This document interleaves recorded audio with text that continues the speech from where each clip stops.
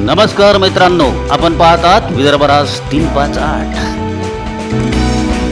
ती बंदी पाळली नाही का पाळली नाही तर रेमडेसिवीरची औषध निर्माती करणारी कंपनी झायडो म्हणून जी आहे तिचं मॅन्युफॅक्चरिंग सेंटर निर्माण करणारा सेंटर हे गुजरातमध्ये आहे। हे गुजरातमध्ये आहे, त्याचा मालकही गुजराती आहे आणि त्याच्याच बरोबर त्यांनी 18 कोटीचे इलेक्ट्रोलाइट बॉन्ड विकत घेतले आणि ते भारतीय जनता पक्षाच्या तिजोरीमध्ये टाकले। जे औषध बॅन केलं पाहिजे होतं, अरे शरीराला हानिकारक आहे असं जागतिक संघटना म्हणत होते, तिजोरीमध्ये पैसे आले आणि त्याला परमिशन देण्यात आली। आणि रेमडेसिवीर आपण बघत असाल की कोविडच्या कालावधीमध्ये 4-4 हजार आणि 12-12 हजाराला या ठिकाणी ब्लॅक मार्केटमध्ये विकल्या गेला अशी असणारी परिस्थिती आहे। म्हणजे जग म्हणतंय की ह्याच्यातून माणसं मरतील, मोदी म्हणतोय की मरू द्या, आम्हाला काही घेणं देणं नाही, कारण आमच्या खात्यामध्ये 18 कोटी आलेले आहेत। अशा त्या मोजक्या सौदागराला पुन्हा तुम्ही पंतप्रधान बघण्याची तुमची इच्छा आहे का? हा तुम्हाला निर्णय घेण्याची वेळ आलेली आहे। मित्रो, मी भारतीय जनता पक्षाला चॅलेंज करतोय की मी ज्यावेळेस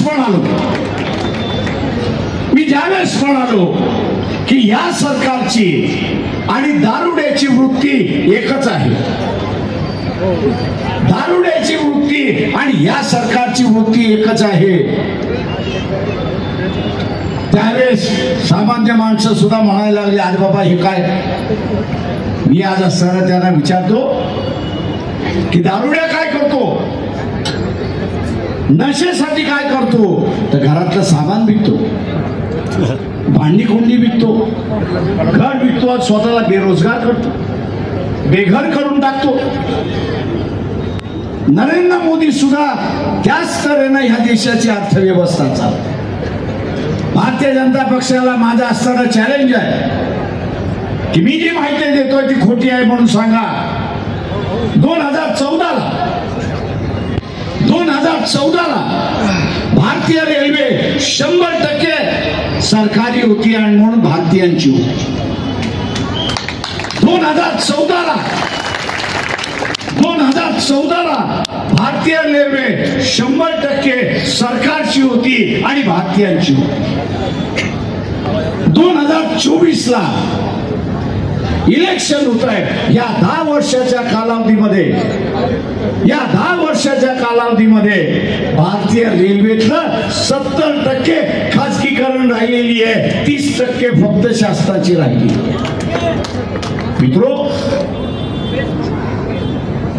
ही रेल्वे या देशाच्या आणि नागरिकांच्या टॅक्सच्या पैशाने उभी राहिली, नागरिकांच्या टॅक्सच्या पैशाने उभी राहिलेली आहे, लोकांना सेवा देते। आणि आज आपण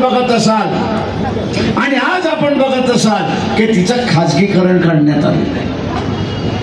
ते खाजगीकरण आपल्याला बघायचं असेल कशा प्रकारचं असेल, ते एखाद्या गाडीचे 22 डब्याची गाडी असेल तर त्या 22 डब्याच्या गाडीमध्ये 18 डबे हे एसीचे आहेत आणि 4 डबे फक्त नॉन एसीचे आहेत, अशी परिस्थिती आहे।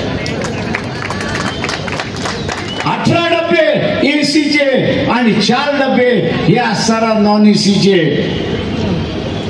पूर्वी 4 डबे एसीचे असायचे आणि उरलेले 18 डबे हे नॉन एसीचे असायचे। कारण ग्रामीण भागातल्या शहरातल्या गरीबाला जाणं येणं परवडावं म्हणून असताना त्या ठिकाणी होते। आज 70% रेल्वे ही खाजगी झाली असेल तर शासन केवढं भिकारी झालं हे आपण असणारा लक्षात।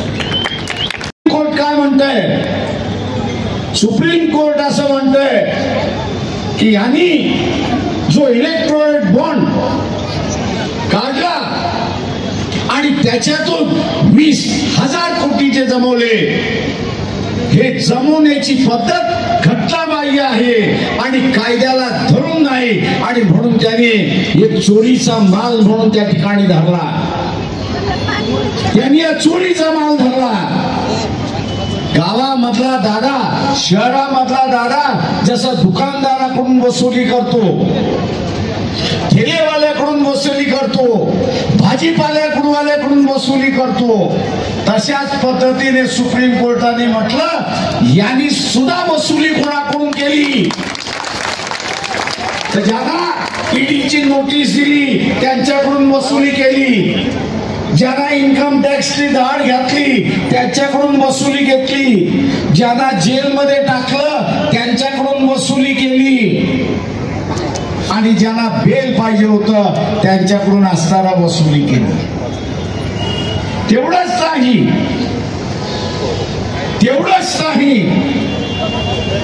तर हे सरकार मौत का सौदागर आहे, हे आपण सारा लक्षात घ्या. कोविडच्या कालावधीमध्ये जागतिक आरोग्य संघटन जे आहे, WHO जे आहे, वर्ल्ड हेल्थ ऑर्गनायझेशन जे आहे, त्यांनी या रेमडेसिवीरच्या औषधावरती बंदी आणली.